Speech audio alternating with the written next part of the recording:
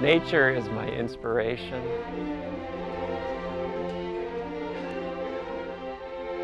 I'm a native Michigander. I'm proud of it. In the early days, we were protecting land from developers. The concern was that would create a lot of runoff pollution, which would flow into East Grand Traverse Bay, which is the source of our drinking water in the Traverse City region.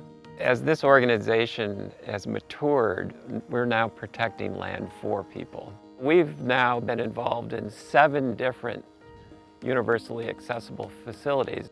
This concept of quality access to nature is spreading throughout the region, providing universal access.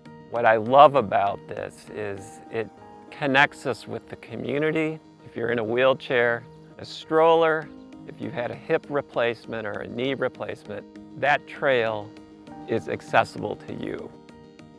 The level of skill, there's both art and science involved in good universal access design. We're very careful on how we design it. We partnered with the Disability Network of Northern Michigan, helped us design the trails. We also had ecologists, making sure we weren't harming any of the rare plants. There was art and science involved.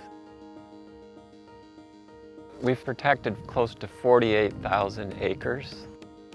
That's about 130 miles of trail systems and 7 universally accessible trails.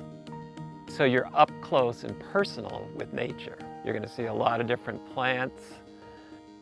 It's one of the top 10 birding sites in all of Michigan. These coastal marshes are the biological engines of the Great Lakes, so it's a great place to visit.